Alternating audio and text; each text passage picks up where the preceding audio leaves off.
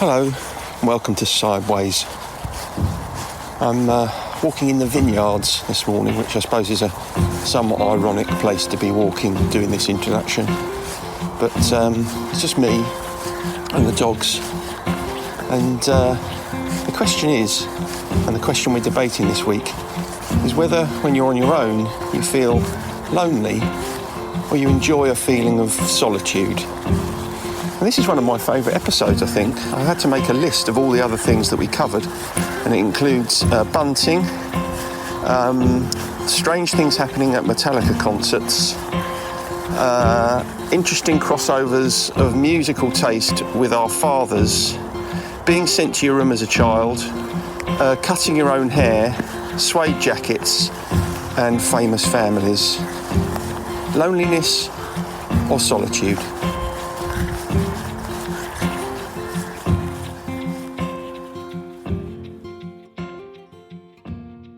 Yeah, how's it going?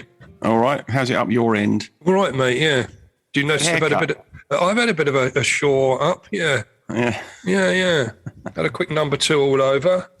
You are number 2s all over. I do. It's just ready for the summer. Although it's not quite summery as I was hoping today, but there we go. How can you? You've started with the weather again, haven't you? Yeah. I'm British. That's what I do. You should join in. You're such a stereotype. Well, yeah, perhaps in many ways. But anyway, what are we doing today then? Do you know? No idea. No idea. I think you did tell me, actually, didn't you? I did, yeah. I was just testing you to see whether you'd Do you know what? take it in. I've forgotten. Sometimes when I'm publishing the episode, when I start editing the episode, the very first thing I think, right, what was this one about? What was it called? I can't remember. Yeah. Well, sometimes people on groups say to me, "What have you done this week? What have you recorded this week?" No, I can't remember either. I have to. Well, now I keep my notes, the current notes, to one side of my desk so I can quickly look to remind me. But this is we haven't changed our habits really, have we? This is season 6, episode 1. We started a new season and we still haven't got any better at it, have we? No, I was thinking about how this is the start of season 6 when I was walking the dog this morning, and I had this sudden sort of feeling of terror about having to find another 26 subjects to talk about. I've got quite a few of them already lined up, so don't worry your pretty head about it. I know. Okay, I'll let that one slide at the moment. Well, this is an idea. I did tell you it's my notes are entitled "How to Be Alone." Oh, yes, about loneliness. Well, it's the difference between solitude and loneliness. That was the thrust of what I wanted to talk about. Okay, how did that come about then? Well, it comes out quite regularly in groups, to be honest. And people feeling alone? Yeah, we talk about it, and I'll come on to why later on in the episode, why this particular subject comes up. But I think, before we start, actually we'll do that bit now. I think before we start, have you got anything just you wanted to add before we crack on? No, except there's a lot of bunting now appearing along the road, which is a bit disturbing for me. Ready for the Jubilee. Have you not got bunting outside your house then? No, I haven't. No. And, do you remember we were talking a few weeks ago about how displaying the Union Jack has in some way, or even the English flag has in some way become almost something to be ashamed of because of its associations. It almost has racist undertones for some reason, yeah. Yeah, well, I was kind of quite pleased to see that, people are showing the flying the Union Jack with gay abandon and so on. Good. But I have experienced a different emotion, which is you kind of feel almost a pressure to join in. I don't want that. I don't want to be pressured to join in. We're having a street party. I don't want to go. I don't want anyone to expect me to go. And it doesn't mean I hate the Queen. It just means I don't want to sit at a trestle table with my neighbours. Miserable bastard. That's what it means. Exactly. That is the typical. That's the typical way in which someone would interpret that. But it's not to do with me being miserable. It's just that I don't like parties. Don't like it? No, fair enough. And I'm not going to go. And I don't care who knows it. Well, actually, clearly I do care who knows it. Otherwise, I wouldn't be talking about it. But I'm displaying bunting. Well, I was just going to go on to someone that does like crowds. Was a little story I was reading about a woman who gave birth at a Metalica gig in Brazil. She was so desperate. She had the ticket for 3 years, right? Yeah. COVID came along, obviously, put that on the back burner. At the time she was due to go and watch them, but she was 39 weeks pregnant. Now, you'd think that it's probably not the best time to go and watch Metalica. No. If there is a good time at all, to be honest, but I don't know. They're not a big favourite of mine, but no. That's risky behaviour, isn't it? It is risky. And she actually gave birth. Yeah, she gave birth at the gig. Yeah.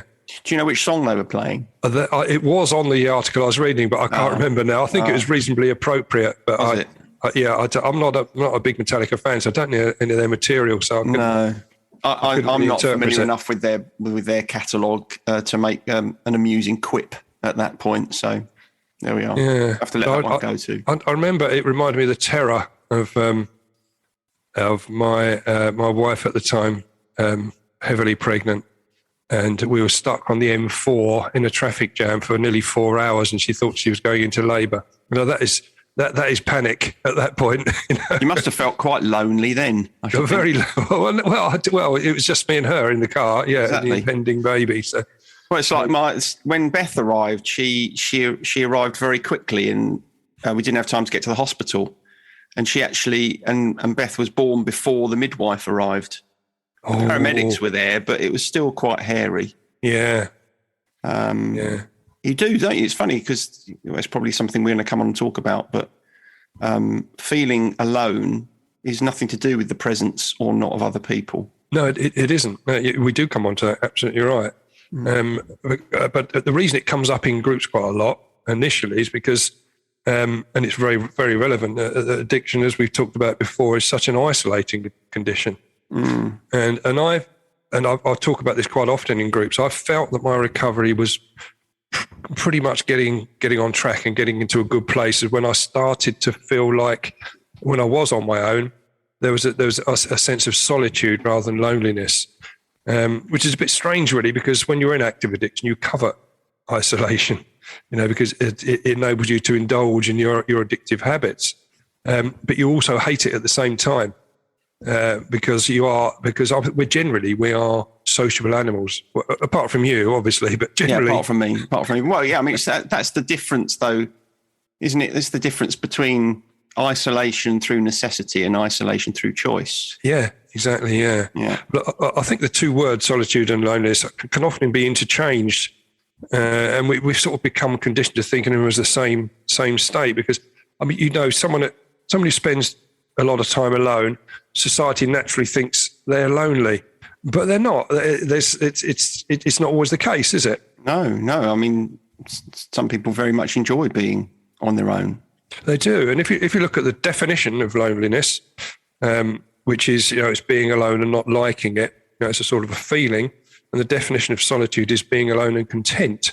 Mm-hmm. And it's seen as a choice. And I think that it brings up a sort of an interesting paradox, really, because I think if you can master solitude, you never need to feel lonely again. Correct. Exactly. Yeah. I often say that, if you're a good friend of yourself, then you'll always have you, won't you? You will. So I think if that point that you're making about solitude and loneliness being words that are used interchangeably, is that a word? It is a word, I think. Yeah, I'm happy with it. I think you're right. I think people do use those words interchangeably, but I've used it again there.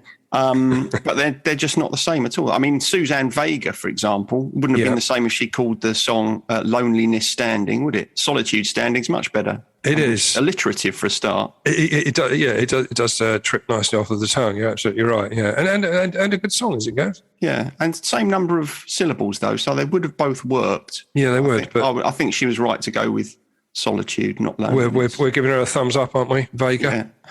Yeah. Used to like Vega a lot.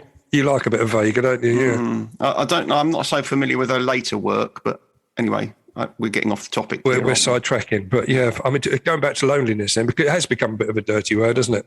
It sort of gets loaded with shame and stigma. I think part of that is because people sometimes have trouble admitting it, don't they? It's almost like a word that doesn't want to come out of your mouth. Well, that's the funny thing, I think, about loneliness, because actually I don't think people are judged for feeling lonely. but we still feel shame when we are lonely. Yeah. It's an it's a strange thing, really. You know, there's something about feeling lonely that makes you feel ashamed. It is. I mean, this has just come into my mind. I'm just tripping this one up by you. You're tripping? Tripping it by you. Oh, yeah. I was going to say. You know, you therapists like to look at the things that are sort of deeply rooted in childhood. Yes. Because we always used to be given loneliness as a punishment. You know, you get sent to your room, don't you? Mm. And so you link then loneliness with punishment. So perhaps that's why there's an inflection upon the use of the word now. Well, that's interesting. Yeah, I mean, maybe there is. I hadn't really thought of that. When I was thinking about it, I thought maybe we feel shame because we feel if we're lonely, other people will think, oh, there must be something wrong with you that you haven't got any friends. Yeah, well, I think you're right. I think there might be. It was certainly being alone was used as a punishment. Yeah. Were you ever sent to your room? Yeah. I don't recall being sent. I didn't mind it. I didn't mind it because in my bedroom I had all my art stuff, so I'd just sit down and do some drawings and it wasn't a punishment for me at all because I was quite content. Yeah, I don't recall ever being sent to my room. I think I'd have been okay in my room though, to be honest. I mean, when you think about it, it doesn't sound like there's not much of a punishment, is it? Go to the place where all your stuff in your bed is. Yeah, that's right. Oh, all right. I remember getting sent there once for encouraging my younger brother Paul to cut his own hair. Which it ended up very messy. Did he actually cut it? He did cut it, yeah. He cut his fringe. But it was sort of curving upwards and downwards, like a monk. So let's get this straight. He wasn't sure whether he should do it, but you were egging him on. Yeah, I got the scissors for him and everything. How old were you? I think I was about 8 or 9. He would have been about 6 or 7. So did you know what you were doing? Well, I didn't really think through the ramifications of it, but I thought it'd be quite funny. So was your mum presumably was quite angry, obviously with you. She was angry with us both. Yeah, but he quickly grasped me up, and I got put in my room. Yeah, that's quite tough for him because he got into trouble and he had a terrible haircut. He did. My dad had to try and straighten it up, so it looked even worse. It was funny. Couldn't you have gone down Young's and got to do it down there? We were too poor. We couldn't afford a proper barber. Yeah. Oh, that's brilliant. I don't think I've ever heard that story. Oh, was it? Yeah. I don't think I have. That's brilliant that there's still stories that I haven't heard in 50 years. Excellent. I've gone off track now because I've got to try and find where I am in my notes. While you're trying to find where you are in your notes, I'm going to take the sweatshirt off because it's hot. Hang on. Okay. I can't get the image out of my head now, Paul, with a really skew with fringe. Oh dear, oh dear. At least you don't have that problem now. You don't have to cut your own fringe, do you? No, I don't. No, it's a very distant memory for me, a fringe. But I know a lot of people with a similar amount of hair as I have do manage to use one of those razor things and do their own, put a quick number tool over it. But often I know that people will still get someone just to tidy it up. With mist patches and stuff around the back. It's quite a tough gig, isn't it, cutting your own hair? I used to do it myself, and I shaved my head. I used to do it myself. But you're right. You had to be fastidious about constantly going over it many more times than you thought was necessary. Yeah. Because otherwise there'd inevitably be a silly little tuft. Yeah. But I didn't really care about that, to be honest. No. I think you thought that. Were you doing it through angst, shaving your head, sort of a Britney Spears style, or was it? Or you just thought that it was the fashion was? I just liked that look. I just like that look. I think have we talked about hair before? No. I think some people will go with the same haircut like all their lives. Yeah. Like David Mitchell, for example. I mean, he looks like he's 12. Yeah. Even though he's probably in his late 40s now, but he's got that sort of child haircut. And I think when he was being asked about it, and he said, "I've had that haircut all my life. The only other haircut I've had is a bowl cut." Yeah. But I've always quite liked kind of changing my hair, changing the colour, changing the length of it. I've liked that. I have over the years. Yeah, I think it's quite a nice thing to do, isn't it? It makes you feel a bit better about yourself. It's about the most adventurous I ever get. I don't know how we got onto this. I don't know either. You shouldn't let me go on flights of fancy. But we need to drag it back, really. Go on then. I mean, again, looking back at people that are living on their own, sometimes they're almost pitted, aren't they?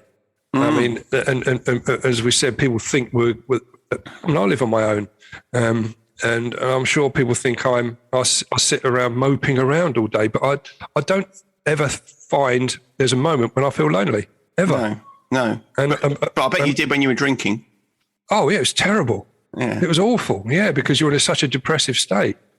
And it was almost, well, you know what it's like with a dick. You don't want to, but I know we've talked about it before. You feel like you deserve it. You're in that state of mind where you think you deserve to be lonely anyway, and no one likes you and no one cares about you. So you get into that horrible depressive state. So yeah, you feel terribly lonely, but you know that's the only way really to properly indulge your addiction. So it's therein lies the problem. I mean, if you look, I mean, even in today's world where we've got hyper connectivity, really, haven't we? We can talk to someone the other side of the world on a video call, on FaceTime, a video call. But I think, it's strange. We've got all these things in place, and the technology that keeps us connected. I think paradoxically, it's isolating us, isn't it? I mean, we've never been so connected, but it's fairly superficial, isn't it? And the statistics show that we've never felt so lonely. So therein lies the problem again. Yeah, I think there is a correlation. I'm sure I saw some research quite recently about a correlation between social media use and loneliness. Yeah. But, people who, I'm not going down the tired old trope of social media is all bad, but I'm pretty sure that people who report higher levels of loneliness tend to use things like Facebook more. They rely on friendships that they've got on social media more than anything else. So, I suppose one could argue, well, is it chicken or egg? But it kind of perpetuates the problem, I think, because if you are someone who feels lonely and wants greater connection, then the places to reach out for greater connection are probably not virtual places. I mean, of course, the other thing that had a negative impact on levels of loneliness was the pandemic. Yeah, because exactly. People were separated from those that they loved and that they wanted to spend time with. And of course, that is very difficult unless you're an unsociable person like me. I think the illustration is sound there. When you look at when we started to reintroduce the face-to-face meetings, people said how much more they enjoyed those than the Zoom ones. The Zoom ones are very quick and very convenient. You can do it from your own home, and it's sort of 40 minutes where you feel sort of connected. But it's nothing like sitting in a room with the rest of your peers and chatting over, because there's the preamble and there's the meeting, and then you stand outside afterwards and have a smoke or whatever you want to do, and it's an occasion, and you don't tend to get, with Zoom meetings, they click off and that's it, bang, you're back into the reality or back to where you were before, and it's quite ruthless. Actually, it's interesting as you say that. I'm thinking about, I'm kind of wondering why Zoom has worked so well in therapy, because it has. Obviously therapists were forced to work via Zoom because you couldn't sit in a room with someone. But actually, by and large, I think it's gone, most therapists probably would say, it's been pretty good. And I think it is because that hard end is expected in therapy. When you come and do your session, at the end of your hour or 50 minutes or whatever it is going to end abruptly, because that's what therapy does. So in a sense, that sort of bookending of a Zoom meeting versus something that you kind of float into gradually and then float away from gradually works quite well. So that might be one of the reasons, because I think you're right. People miss all the connection around an event rather than just the event itself, don't they? It is. And we find that certainly it comes up in groups where people would say, that they feel quite buzzed about the meeting. It's all going great, and it's great, it's fun, everyone's laughing and having a joke as well. And then suddenly, bang, it's ended. And you get this crushing low. And it's very similar to the way we drink and certainly take drugs, where you can get a crashing low afterwards. And that almost simulates it. And people I've known have not come on to meetings or not done things because they don't want that crushing low. And I think we touched on that before. So that can be an issue, which is perhaps it's more peculiar to those of us that have addiction issues. I don't think it is, because I think what you're describing is, going back to what you were saying before about how you are now a good friend to yourself, and so you don't feel lonely when you're alone. If the balance is wrong and you are too reliant on other people being around you to make you feel okay, then whether you're in recovery or addiction or anything else, you're going to feel that low, aren't you? I know people who will say that one of the worst things about going for a night out with their friends is going home again. Yeah.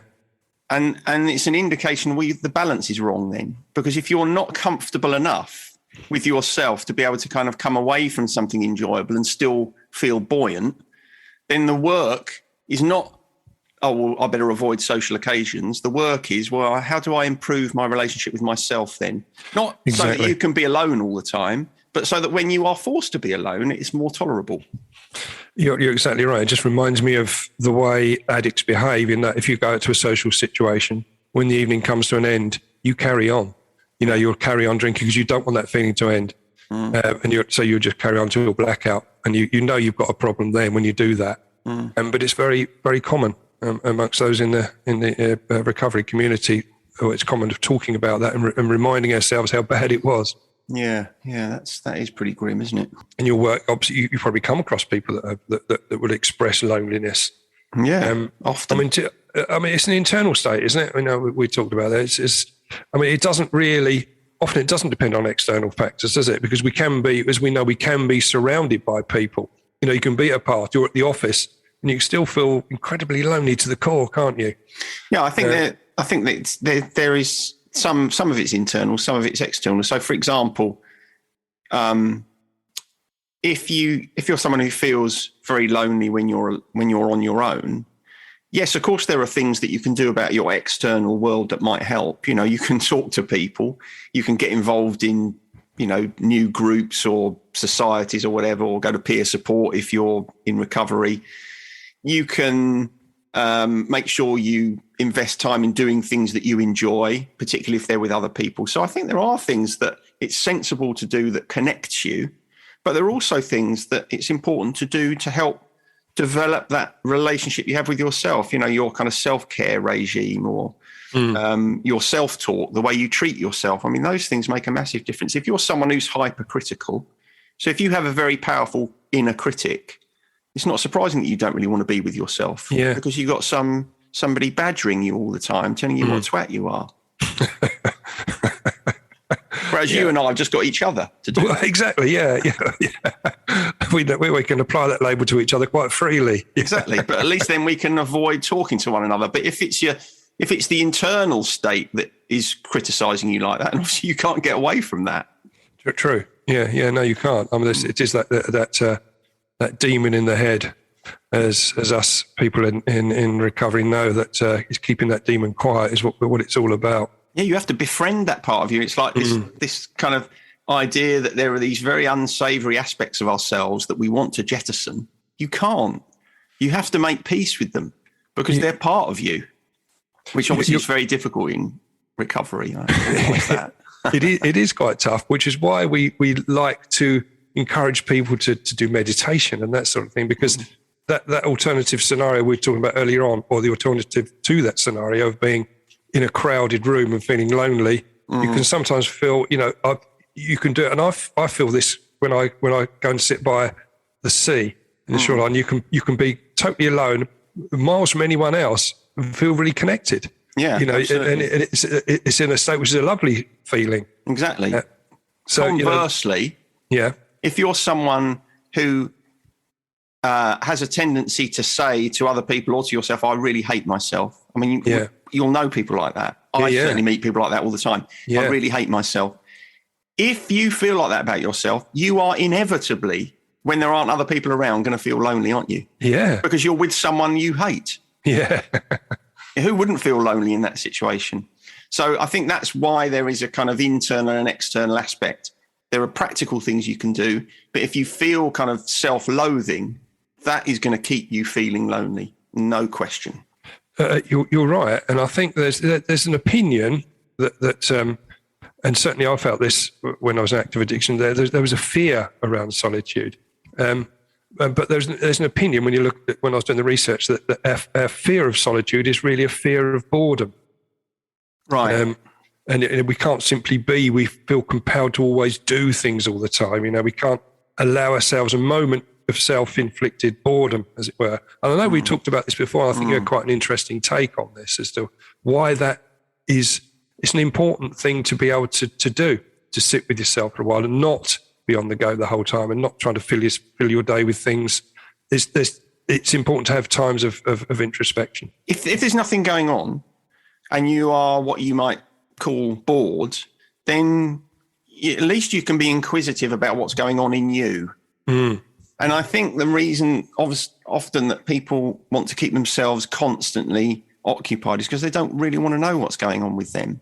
Yeah. And it goes back to the same thing. If you're not really interested in what's going on in you, you're probably not a good friend of yourself, and therefore you're more likely to experience loneliness.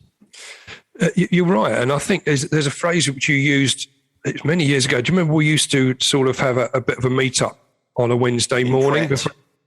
In Pret. Pret, that's right, before I went off to my meeting, especially when I started facilitating, I need to talk to you about things and to talk things through. And I remember you saying that when we were talking about similar sort of subjects, and you said to me that there's a great power in doing nothing at all. And I'm thinking, I don't really understand that. And you explained it. And I thought, yeah, it does make sense. It is that period you're talking about just there, isn't it?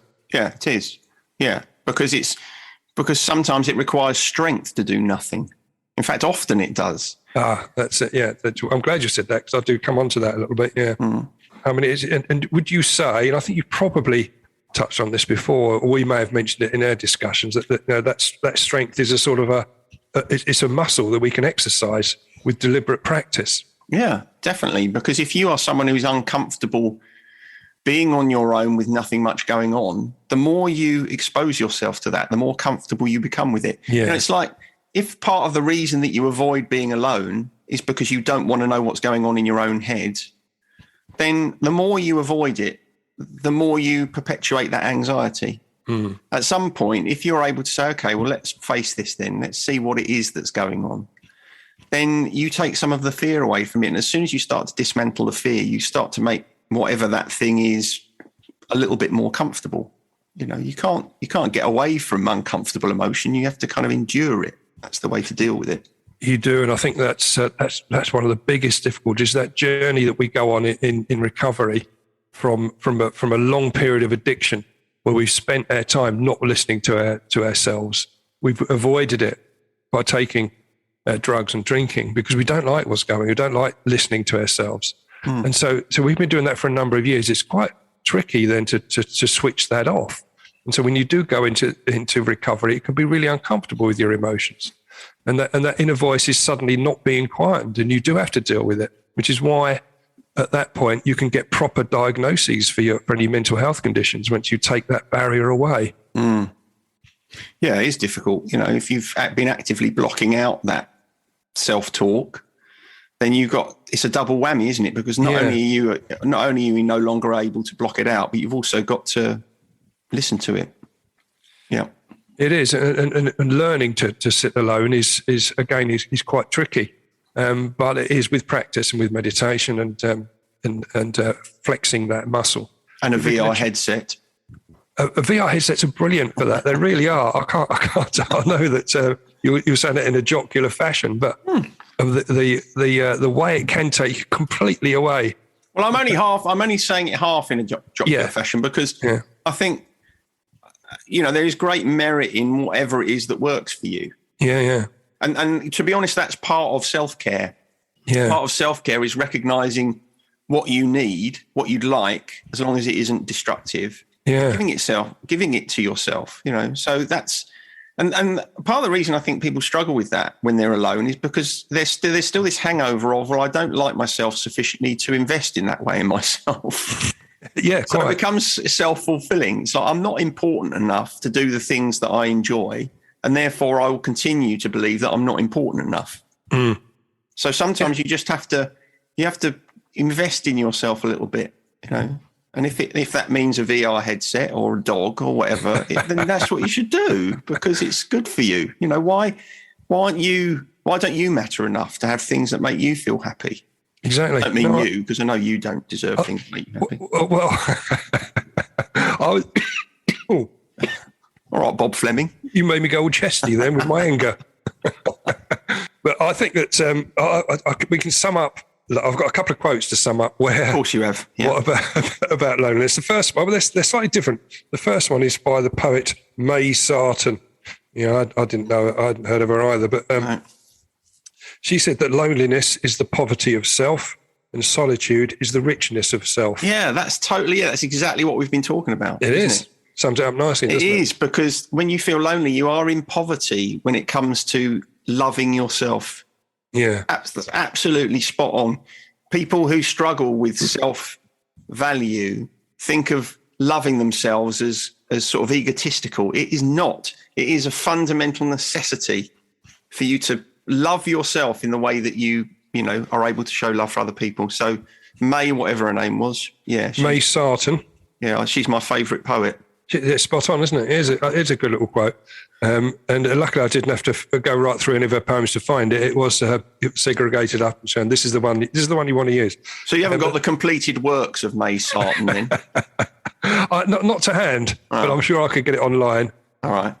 And then the second quote which is slightly different, and it's a little bit more thought-provoking because it's by Einstein. He was a smart ass, wasn't he? Yeah, a little bit too clever for his own good, wasn't he, really? Yeah.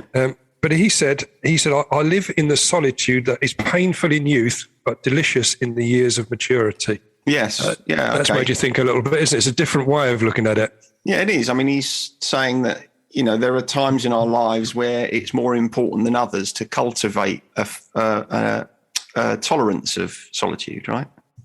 Yeah, it is. But I think it's almost like solitude is almost a natural thing that becomes easier to deal with as you get older. It becomes more fulfilling as you get older. I think you're happy. I suppose your body starts to slow down anyway, naturally. And therefore you suddenly find solitude much easier and more fulfilling as you get older. Would you like to know something about May Sarton? Oh, okay. You've been looking it up, haven't you? May Sarton was the pen name of Eleanor Marie Sarton, a Belgian-American poet, novelist and memoirist. Although her best work is strongly personalised with erotic female imagery, she resisted the label of lesbian writer, preferring to convey the universality of human love. How about that? I like her now. She looks a bit... Do you know what? You should find a picture of her, because in her later years, she looks a bit like Gangan. Does she? Yeah. Perhaps Gangan was May Sarton, yes. Although it doesn't say anything about knowing the Bible off by heart. Does it not? No. Did, didn't she? She'd have had a pithy quote from Corinthians for any occasion. If I'd have talked to her about solitude and loneliness, she'd have come out with something from Timothy or something like that. It'd have been straight on the money. Exodus. She's more of a New Testament sort of girl, really. So she didn't go too far back. Timothy, I'd forgotten Timothy. Yeah. Anyway, good. Anyway, that's sort of where I've got to in my notes, apart from our regular features. Well, we've gone on for ages, haven't we, today? So let's crack on then. We have. What about so the gratitude list? Have you thought of anything this week? Anything you particularly want to add? Yeah. I'm grateful this week for my compost bin. Okay, right. So a simple thing. Up until recently, I didn't have a compost bin, and I always thought to myself, I should probably get a compost bin because it's ecologically sound. And I didn't realise how much joy it would give me. Firstly, it's very expensive buying compost, so it's quite nice to be able to make your own. Yeah. But secondly, not having to throw things away, not having to put vegetable peelings and stuff in the food bin, and being able to take it down the garden, put it in the compost. That gives me an inordinate amount of joy. It's ridiculous. So, that's a no-brainer for me. My compost bin, I'm really very much enjoying it. I can get that. Obviously, I live in a flat, so I haven't got a garden. But we used to have one at when I was a child growing up. You could put a compost bin in your lounge, can you? If you wanted one. But I like the outside ones because you get animals burying themselves in them as well, don't you? You get all sorts of that. Yeah, snakes. Snakes? Sort of, you got to be careful. Shut up. Having a snake in my compost. They love a compost. They really do. Pythons especially. Or king cobras you find mostly around your way. Yeah, definitely. Yeah. All right, what have you got this week? Scaffolding. Okay. scaffolding, right? I mean, I've always had a love of scaffolding, even from it. Our house at home was often had scaffolding around it. Right. Because my dad was always doing bits and pieces, and as kids, we used to scramble on it all the time. We always get told off and not. Did he put his own scaffolding up? Yeah, my dad had his own set of scaffolding. So he never did. That's ridiculous, isn't it? He did. Yeah, he used to erect it and tie it into the wall and make it all safe and say, "Don't play on this with your children." And he knew exactly. The minute his back was turned, we'd all be scrambling all over it. It was basically making a climbing frame for you, wasn't it? Exactly. And it was stunning. Which, because I really like the scaffolding. The reason I've said put scaffolding in this week is because we are organised to have a tower put up where we're working. And the scaffolders are notoriously late. They never turn up on the day they're supposed to, and never quite erect it how you want it to do. But this time they came along. In fact, they were there when we arrived on site. On the day, they were there before we were and had started erecting it and put it up, put it exactly as we wanted, and it was all fine. And I love going up really high on it because you feel really safe. But you can get away with it. I'm not too bad on ladders, but over a certain height, I don't like it. But scaffolding, I can pretty much go up forever. I'm all right on a ladder as long as it isn't more than about 2.5 feet. Right, yeah. After that, it started to get a bit shaky. Honestly, scaffolding, that'd be my worst nightmare. You would no way would you get me up any scaffolding. The only way I'd want to use scaffold boards would be to make a raised bed. You could have a sleep up on scaffolding. Even that's a bit high. So, yeah, it might be a bit strange, but I'm putting it on this week. No, fair enough. Not just scaffolding, but bins and scaffolding. Yeah. Those little things in life. Yeah. There's the song that I've put on the Spotify search this week. I've been a bit indulgent there because it reminds me of my dad. It's an instrumental jazz piece by Duke Ellington called Solitude, and it's lovely. Nice, very nice. Mm-hmm. Yeah, my dad liked Duke Ellington. I bet my dad and your dad wouldn't have had much in the way of a Venn overlap. No, but I think Duke Ellington would have been. Duke Ellington would have been in there. Yeah, it would have been jazz stuff, wouldn't it? That would have been in there. Yeah, it would. I mean, my dad was a big fan of, and I don't know if your dad was as well, but Dad was a big fan of the muffled trumpet, which was sort of... Is that a euphemism? I've heard you're a big fan of the muffled trumpet, aren't you? I like the noise it makes. It's a great sound. I don't know if my dad was a big fan of the muffled trumpet. I just like saying muffled trumpet. I think it's great. Yeah, I can't speak for my father's views on that at all. It's too late to ask, isn't it? It is too late to ask, yeah. I could go to a séance, I suppose. Could you ask him if he was a fan of the muffled trumpet? I'm getting something.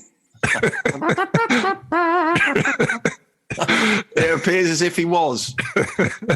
Yeah, you should have sorted that out before he passed. Yeah. Really, shouldn't you? Oh, of all those, when your parents die and you think, there's some of those questions that I wish I'd asked them. Yeah. That is definitely one of them. Dad, how do you feel about the muffled trumpet? Oh, dear. Very good. So that's it, really, apart from bands that we like but have never purchased any material. Well, I'm not sure if I've chosen this band before. I've got a feeling I might have done. Have I chosen Radiohead already? Oh, I think you have, haven't you? Oh, I don't know. Okay, so if I have chosen Radiohead, I'm going to choose Charlie Hickey. I don't know who Charlie Hickey is, but... Well, it's a slightly disingenuous choice because I think he is a young artist. He's only released one album, but I've been listening to it this week and I'm really, really enjoying it. So the one Charlie Hickey album that I can't remember the name of, have a listen. You wouldn't like it, I don't think. Actually, you might like it. You might like it, but I don't know. Anyway, I'll tell you what, send me a link and I'll have a listen. I'll send you a link, yeah. Make it easy for me. All right. Go on. Well, my one is suede. Okay. Did you ever get into suede? No. No, suede. No. I mean, it's... I did have some suede shoes once that Toby ate. Well, Toby ate everything, didn't he? He was quite a naughty dog, wasn't he? He was, yeah. Did you ever have a suede jacket? Yes, I did. Yeah, I did. Of course. I just had to think. Yeah, it was black suede. Yeah, I was proud of that. Yeah, I never had a suede jacket.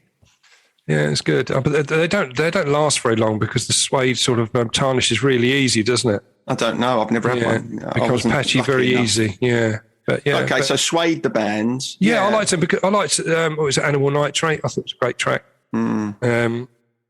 Beautiful Ones. What else have I got written down here? Trash. Again, I also like the fact that Richard Osman brother on House of Games. His brother plays bass guitar in suede. Yes, that's right, yeah. I mean, some families have got too much fame for their own good. Yeah, they have, haven't they? Yeah, in completely different areas. Yeah, that's quite a rarity, isn't it, to have two people from the same family so famous for completely different reasons. Yeah. Anyway, there we are. So that's it, mate. I've finished. We'll call it a day, shall we? I think we should, because I need a wee. There's a lot to edit out there, yeah. Yeah. All right. See you next week then. See you next week. Laters. Bye. Bye. Sideways was created by Graham Landy and Martin Pankhurst. If you want to read more about our work or sort through the extensive archive of past episodes, just visit grahamlandywellbeing.co.uk/sideways-podcast. You can follow us on Twitter or Facebook or Instagram at Sideways Podcast, and you can email us if you have a question or if there's something you'd like us to cover. But most of all, we want to tell you how grateful we are that you come and listen, and we ask that if you've enjoyed what you've heard, that you spread the word. And we'll see you next week.